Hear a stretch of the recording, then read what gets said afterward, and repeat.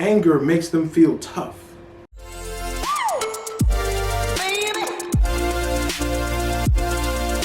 I think the 8th reason why people don't forgive is because they're still in angry mode, right? And angry makes them feel tough.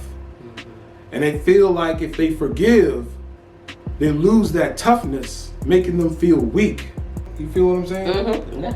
Like someone else comes along and may leave them vulnerable to weakness. Mm-hmm. But in reality is that when you forgive somebody, you're taking away that power from them, right? Because every time you see them or hear about them or hear from them, it makes you feel angry or you feel upset every time they come around or whatever. You still haven't forgiven, right? So you're holding on to that anger. But what you don't understand is that by forgiving, that returns your power. When you don't forgive, they still have the power. Yes.